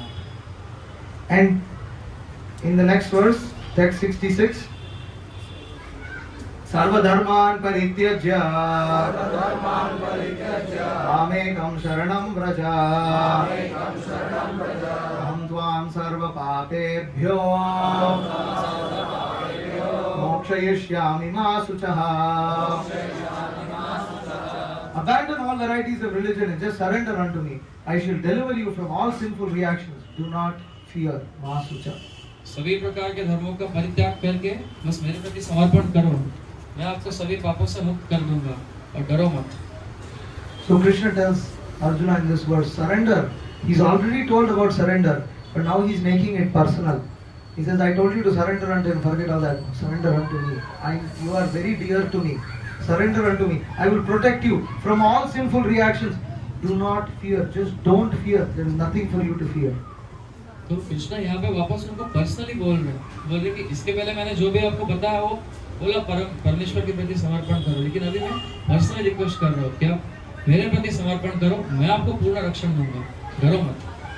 This is an emotional, transcendental emotional appeal from Krishna.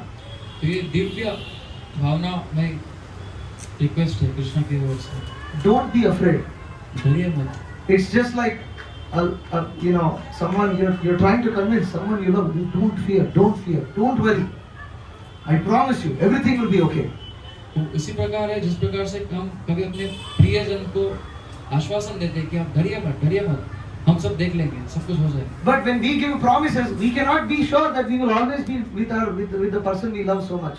लेकिन जब हम किसी को प्रॉमिस करते हैं तो हम हमेशा ये नहीं बोल सकते कि मैं हमेशा आपके साथ रहूंगा. They like to say things like this in movies and everything. Some fancy stories are there. They lived happily ever after and all this kind of things. तो ये मूवीज में, फिल्म में आप देख सकते हो ऐसे बहुत फैंसी चीजें होती हैं जहाँ पे वो बोलते हैं कि इसके बाद वो हमेशा खुश रहे. But we can die in any moment. हम लोग की मृत्यु कभी भी हो सकती है. Then what about the people we are trying to offer protection? तो उसका क्या, जिनको हम लोग बोल रहे हैं. That's what Prahlad Maharaj tells Narasimha. यही चीज प्रहलाद महाराज नृसिंहदेव को बोल रहे हैं। बालस्य नेह शरणं पितरौ नृसिंह। बाल से नहीं। That what protection can a father offer his son? एक पिता अपने बच्चे को क्या रक्षा कर सकता है? What protection can they offer? क्या कर सकते हैं रक्षा? Some protection, it's all namesake. Ultimately, you Narasimha are the real protector. कुछ थोड़ा सा रक्षा कर सकते हैं नाम के लिए, लेकिन अंत में आप ही असली रक्षक हो। So when Krishna says do not fear and he gives the promise, he is with us all the time. His promise, his protection, that is real, that is eternal. तो कृष्ण हमको प्रॉमिस कर रहे हैं कि मैं आपकी रक्षा करूंगा, वो असली प्रॉमिस है, क्योंकि कृष्ण हमेशा हमारे साथ रहेंगे। So then I am going to skip all the way to text 72, and with this I will end. Kachid etachyutam partha त्वयैकाग्रेण चेतसा कच्चिदज्ञानसम्मोहा प्रणतस्ते Dhananjay. O son of Pritha, O conqueror of wealth, have you heard this with an attentive mind, and are your ignorance and illusions now dispelled? हे पृथा पुत्र, हे धनंजय, क्या तुमने इसे एकाग्र चित्त होकर सुना, और क्या अब तुम्हारा अज्ञान तथा मोह दूर हो गया है? You can see, Krishna doesn't give Arjuna any time to think. आप देख सकते हैं कि कृष्ण अर्जुन को कोई समय नहीं दे रहे हैं सोचने के लिए। Listen, have you heard everything? आपने सुन लिया सब कुछ? Are your ignorance gone? Illusions gone? आपका मोह और अज्ञान चला गया? So I mean, there's two ways to look at this. अब इसको देखने के दो तरीके हैं। I mean, one is of course, Krishna is making a question, and Arjuna could have said, you know, let me think about it, I'll get back to you. एक तो है कृष्ण कुछ प्रश्न पूछ रहे हैं और अर्जुन सोच सकते हैं कि हमें सोच के आपको वापस आके बताता हूँ क्या है। But also, you see the circumstances there in the war field, there in the battlefield. फिर आप वहाँ पे जो सिचुएशन वो भी देखिए, वो कहाँ है, वो एक युद्ध भूमि में खड़े हैं। You can't, Arjuna cannot go and tell, or Krishna cannot go and tell other people, okay, listen, he's having little crisis of life right now. Life crisis is going on. Let's postpone the battle by 2 weeks. Then he can come back and fight. Arjuna has to decide whether he wants to become sannyasi or he wants to fight. तो कृष्ण ऐसा नहीं बोलते हैं कि अभी बाकी कृष्ण या अर्जुन जाके बाकी योद्धाओं को ये नहीं बोल सकते कि देखो अभी अर्जुन एक असमंजस में पड़ गए हैं, वे सोच रहे हैं कि वे सन्यासी बनेंगे या योद्धा बनेंगे, तो 2 हफ्ते बाद आके वे बता देंगे, तो तब तक हम लोग युद्ध को आगे कर देते हैं, पोस्टपोन कर देते हैं। So there's a real need over there that Arjuna has to decide on the spot. Like, come on, you're in the battlefield. Like, you know, you can't decide now whether you want to fight or you either fight or you don't fight. तो यहाँ पे जरूरत है, क्योंकि वे लोग युद्ध भूमि में हैं, तो आप ज्यादा टाइम नहीं ले सकते, आपको अभी के अभी सोच के बताना पड़ेगा कि आप युद्ध करोगे या नहीं करोगे। But in light of what we just discussed, you can look at this in another angle. लेकिन जिस प्रकार से हम लोग ने अभी चर्चा की, आप इसको अलग तरीके से भी देख सकते हैं। That Krishna is eager to hear what Arjuna's response is. He's eager for Arjuna to make the right decision. तो आप देख सकते हैं कृष्ण कितने आतुर हैं, तो कितने आतुरता से जानना चाहते हैं कि अर्जुन ने क्या निर्णय लिया है। That what have you decided? He's anxious. बहुत आतुर है जानने के लिए क्या आपने डिसाइड किया, क्या सोचा? Because Arjuna is very dear to Krishna. Devotee is very dear to Krishna. क्योंकि एक भक्त जो है वो बहुत ही प्रिय है भगवान के लिए, बहुत ही करीबी है, अर्जुन बहुत प्रिय है। And Krishna is anxious about the devotee, and he wants the devotee to do the right thing, and he doesn't see any reason for delay. He wants the devotee to do the right thing now. और वो देखना चाहते हैं कि भक्त सही चीज करे, वो उसमें और विलंब होते हुए नहीं देखना चाहते, वो चाहते हैं कि अभी उसको करे तुरंत। Of course, Krishna has been waiting. He's been waiting for unlimited lifetimes for us to make the right decision. Krishna बहुत सारे जन्मों से रुके हुए हैं हम लोग के लिए सही निर्णय लेने के लिए, बहुत सारे जन्मों से रुके हुए हैं। But still, say an unruly child has not been listening to his, mother for a very long time. समझिए, फिर भी अगर समझो एक बहुत ही बात ना मानने वाला बच्चा बहुत टाइम से अपने माता की बात ही नहीं मानता। So then when the child comes and says, well, I've been thinking of changing my character, लेकिन जब बच्चा आके माता से बात करता है कि मैं सोच रहा हूँ अपने गुणों को बदलूं थोड़ा, So then the mother sometimes, okay, what did you decide? क्या क्या सोचा आपने, क्या निर्णय लिया? Immediately she becomes anxious. तुरंत वो एकदम आतुर हो जाते हैं जानने के लिए। This is the nature of love. ये प्रेम का भाव है। But in the material world, all this love between the mother and child, everything is based on the body. लेकिन भौतिक जगत में जितना भी प्रेम का भावना है, ये सब शरीर के ऊपर स्थित है। But the love that Krishna is explaining in Bhagavad Gita, this is not material, this is spiritual, this is based on the platform of the soul. लेकिन जो कृष्णा भगवद गीता में बता रहे हैं वो भौतिक नहीं है, वो आध्यात्मिक है। This is real love. ये सच्चा प्रेम है। This love will satisfy us. इससे हम लोग संतुष्ट हो सकते हैं। In the material world, we are all engrossed in trying to find different kinds of love in this material world.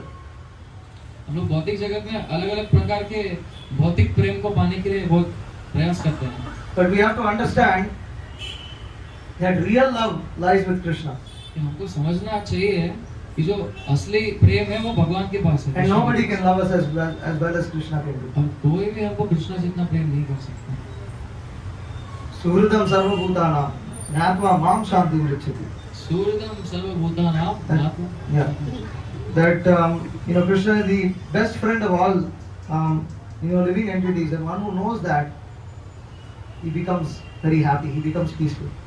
तो कृष्णा सभी जीवात्माओं के सबसे परम मित्र है, और जो ये जान लेता है वो पूरी तरीके से संतुष्ट हो जाता है, प्रसन्न हो जाता है। So this is the essence of Bhagavad Gita. ये भगवद गीता का सार है। To become Krishna's devotee and to love him. Krishna के भक्त बनना और उनसे प्रेम करना। Hare Krishna. Hare Krishna. So should we take any questions? Any questions or comments? Yes. Prabhu, at the start you said that Krishna talks about every other yoga and then he talks about Bhakti Yoga. So, and you told me that day that all of the yogas have faults but Bhakti doesn't have faults, and that fault is selfishness. That's why Bhakti is easy, that's why Bhakti will easily makes us identify Supreme easier. Okay. I just want to clarify. Right? Yeah, it's true. Still valid. Anything else? Yes. Harish Ramji. So, Prabhuji, you mentioned that Krishna was telling Arjuna to engage his nature with him. I mean, so basically he's a Kshatriya and he is going to fight. He can't stay as a Brahmin. So he's asking him to engage his nature onto him. So how can we relate to it with our nature amongst this modern life? तो अर्जुन पूछ रहे हैं कृष्णा से, कृष्णा अर्जुन को बोल रहे हैं कि ये मेरा स्वभाव, ये आपका स्वभाव है और आपको उसके अनुसार कर्म करना है। तो आजकल के मॉडर्न लाइफ में हम लोग हमारे स्वभाव को कैसे पहचानेंगे? So, first one should have knowledge of the different kinds of natures. सबसे पहले हमको अलग अलग प्रकार के स्वभाव का ध्यान होना चाहिए। Krishna explains in Bhagavad Gita. Krishna इसको भगवद गीता में समझाते हैं। So we should read Bhagavad Gita, we should read Srimad Bhagavatam. तो हमको भगवद गीता भागवतम ये पढ़ना चाहिए। Then we will get understanding of what are the different kinds of natures. तब हमको अलग अलग प्रकार के स्वभावों के ज्ञान होगा। We will get understanding of what is divine nature, what is demoniac nature. आपको दैवीय तथा आसुरिक स्वभाव के बारे में ज्ञान होगा। Because that which is demoniac has to be changed. क्योंकि जो आसुरिक वृत्ति है उसको बदलना है। But that which is divine can be engaged in Krishna's service. लेकिन जो दैविक है उसको कृष्ण की सेवा में हम लोग लगा सकते हैं। And Krishna in that chapter he tells Arjuna, don't worry Arjuna, you are born of divine divine nature. तो उस अध्याय में कृष्ण अर्जुन को बता रहे हैं कि आप चिंता मत कीजिए, आप दैविक गुणों से आपका जन्म हुआ। So this is why we require spiritual masters. इसलिए हमको एक गुरु की आवश्यकता होती है। This is why we require guidance from devotees. इसलिए हमको भक्तों के गाइडेंस की जरूरत होती है। Because nobody is a full asura, nobody is a full demigod either. कोई भी पूरी तरीके से देवता किंवा पूरी तरीके से आसुरिक नहीं होते। It's a mix. वो एक मिक्सचर है। In Satya Yuga, demons used to live on other planets. सत्ययुग में जो असुर होते थे वो अलग प्लैनेट में रहते थे, दूसरे ग्रह में रहते थे। So in Treta Yuga, demons, so Satyuga demons used to live in another planet. Hiranyakashipu is another planet. सतयुग में जो असुर थे वो दूसरे ग्रह में रहते, हिरण्यकशिपु दूसरे ग्रह में रहते थे। In Treta Yuga, asuras used to live in a different country. Rakshasas. राक्षस जो है त्रेता युग में दूसरे देश में रहते थे। Ravana was in Lanka. Ravan Lanka में था, Different country. अलग अलग देश में रहते थे। In Dwapar Yuga, they used to be in the same family. द्वापर युग में वो सेम घर में रहते थे। एक Krishna was there. His uncle Kamsa was the biggest asura. Krishna थे, उनके जो मामा थे कंस, वो सबसे बड़े असुर थे। So, but in Kali Yuga, the asura and the deva is present within the same body. कलयुग में जो असुर और देव है वो एक ही शरीर में। So the demons are present within our body, तो जो असुर है वो हमारे ही शरीर में है। meaning demoniac qualities are present within us. इसका अर्थ ये है कि जो असुरिक वृत्तियां हैं वो हमारे अंदर है। So therefore, we require guidance of spiritual master and his bona fide representatives and Vaishnavas who can point out to us, this quality of yours is not good for Krishna consciousness, you need to change this. तो इसलिए हमको आवश्यकता है कृष्णा वैष्णव और गुरु से सहायता लेने की, गाइडेंस लेने की, कि ये जो गुण है आपके अंदर ये भक्ति के लिए उतना अनुकूल नहीं है, आपको इसको बदलना पड़ेगा। But this particular nature you are good at, you can engage this in Krishna service. लेकिन ये जो आपका गुण है ये बहुत अच्छा है, तो आप इसको भक्ति में, सेवा में उपयोग कर सकते हो इसको। There is somebody, he is very, he happens to be an expert bartender. अगर कोई है जो बहुत एक्सपर्ट बारटेंडर है, मतलब दारू देने वाला, He can mix cocktails and do all this kind of fancy things inside the bar. वो Very expert. बहुत ही एक्सपर्ट है, अलग-अलग प्रकार से He won several awards for that. तो उसके बहुत अवार्ड्स चाहिए। When he becomes a devotee, that nature is useless. लेकिन जब वो भक्त बनेंगे तो वो गुण कुछ काम का नहीं है। You are not going to use your cocktail, spinning expertise in Krishna service. You can't use it. तो आप भक्ति में आने के बाद वो कॉकटेल को स्पिन करने के जो गुण है It's उसको a demoniac nature. You have to give it up. तो आसुरिक वृत्ति है, उसको आपको छोड़ना पड़ेगा। But if that particular person say he has a good voice, लेकिन अगर वो व्यक्ति कहते हैं कि उनका बहुत अच्छा आवाज है सुर का, and he might have been singing all kinds of nonsense songs before that, इसमें आने से पहले वो बहुत बकवास कुछ भी गा रहे होंगे, but now he's come to Krishna consciousness, he can engage that nice voice in Krishna service. लेकिन अभी वो भक्ति में आए हैं तो वो अपने अच्छे आवाज को भक्ति में लगा So सकते हैं। same person, one quality can be engaged, the other quality has to be given up. तो सेम व्यक्ति, एक ही व्यक्ति के अंदर अच्छा गुण वापस उसका उपयोग किया जा सकता है और जो खराब गुण है उसको छोड़ना पड़ेगा। But this is why one requires guru, one requires acharya who can and represent, who can point this out. Listen, this is not good because look, Krishna says in Bhagavad Gita, these qualities, this particular quality of yours has these demoniac characteristics. You have to keep this up.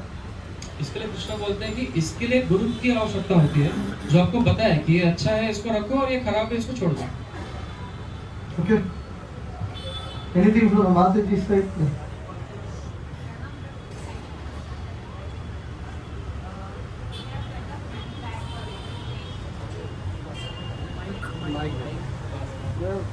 We have many bad qualities, that's all I heard.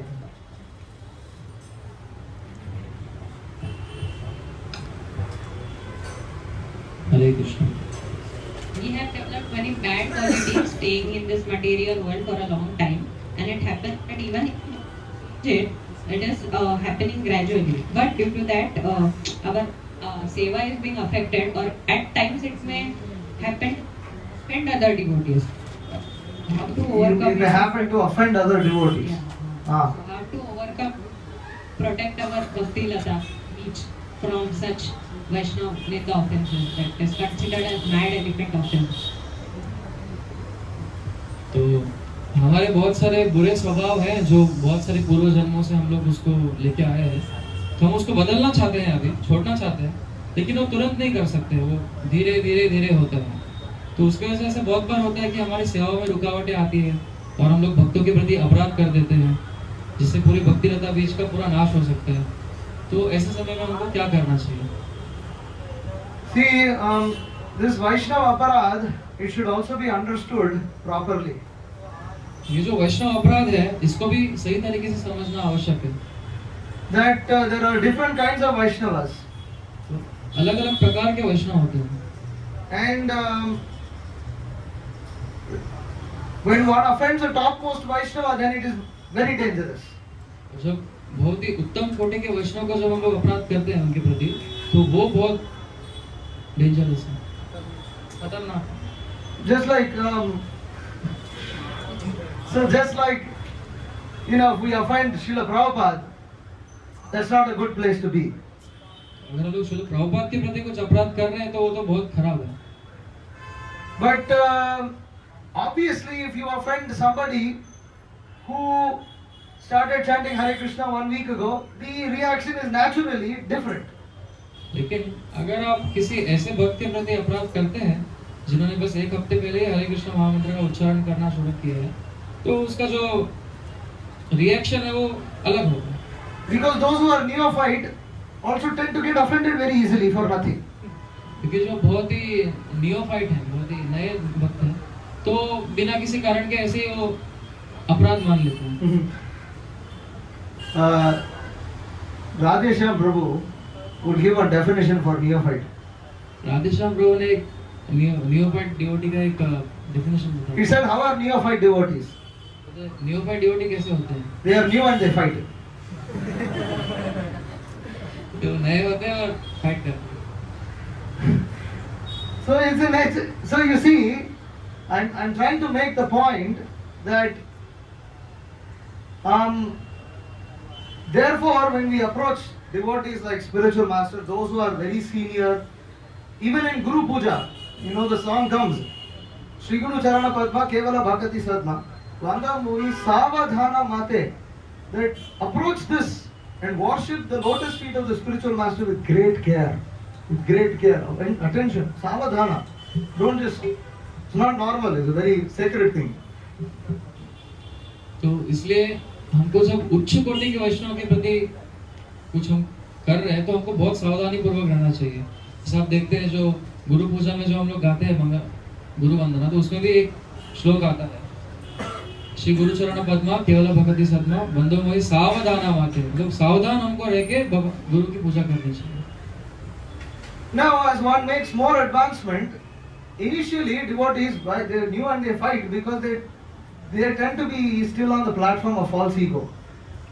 तो जैसे हम लोग प्रगति करते हैं तो उसमें लोग देखते हैं कि जो बहुत नए हैं तो बहुत एक दूसरे के साथ लड़ाई करते हैं क्योंकि वो बहुत नए स्तर पे हैं।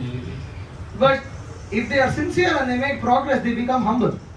लेकिन अगर वे सच में सिंसियर हैं और अच्छे से प्रगति करेंगे तो वे और दीन भावना को प्रकट करते हैं। And as he becomes more humble, he starts to recognize that I'm suffering so much, and it's not that you won't get reaction if you offend devotees who are neophyte. You get, but it comes in the form of some unnecessary suffering.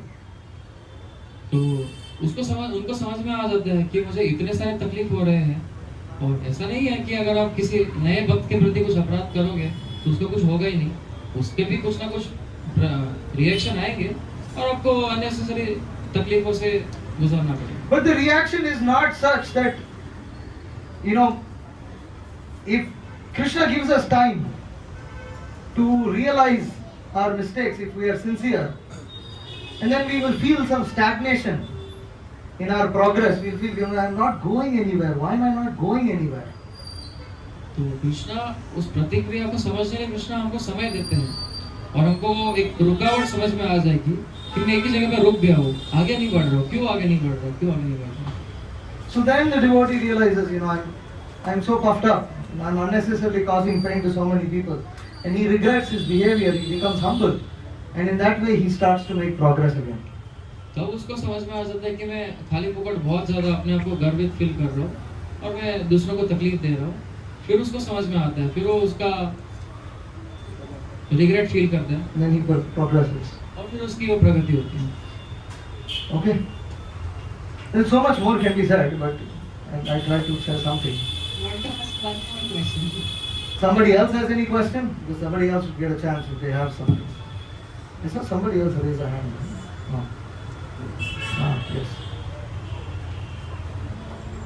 Is the last question? You took two from men, two from women. As you said that Krishna loves us so much, So I also just trying to convince some Mataji that Krishna loves us so much. That she is arguing with me कि अगर कृष्णा हमें इतना प्यार करते तो इतना भौतिक जगत क्यों बनाया है, ये मटेरियल वर्ल्ड बनाया है क्यों है. So what will I answer to her? तो But हम she said it in Hindi. So. I think everybody understands. So, Krishna loves us so much that he made the material world. Krishna इतना हम लोग से प्रेम करते हैं कि उन्होंने ये भौतिक जगत बनाया. That Krishna does not force us to love him. Krishna हमको उनसे प्रेम करने के लिए फोर्स नहीं करते हैं. That Krishna wants us to learn from our own mistakes. तो कृष्णा हमको हमारे स्वयं की गलतियों से जानने को कराना चाहते हैं. So he says, okay, you want to play God, so you come to this material world, you don't accept me as God, you want to be God. So here is material world, I'll hide myself. तो Actually, if you are very intelligent, you will see me everywhere. But if you are unintelligent, you won't be see me anywhere. तो भगवान बोलते हैं कि आपको भगवान के जैसा अनुकरण करना है, तो इसलिए मैंने भौतिक जगत बनाया है. देखिए आप यहाँ पे आइए और भगवान के जैसे रहिए और मैं अपने आप को छुपा दूंगा. लेकिन अगर आप सच में बुद्धिमान हो तो मुझे आप मुझे सभी जगहों पे देख पाओगे. लेकिन अगर आप मूर्ख हो तो किधर भी नहीं देख पाओगे. So now you try to play God. When you become tired of this, I am there, I am in your heart. And the moment you want to know me, I will make facility for you to know me. तो आप करो, अनुकरण करो, भगवान बनने का अनुकरण करो. कि जब आपको समझेगा कि इससे आपको कुछ मजा नहीं आ रहा है, तो मैं आपके हृदय में स्थित हूँ और आपके लिए मैं सभी सुविधाएं कर दूंगा जिससे आप मुझे वापस समझ के मेरे पास आ पाओगे. Okay. All right. Hare Krishna. Shrimad Bhagavad Gita की जय. श्रील प्रभुपाद की जय. कल्पतरुभ्यश्च कृपा सिन्धुभ्यश्च पतितानां पावनेभ्यो वैष्णवेभ्यो नमः.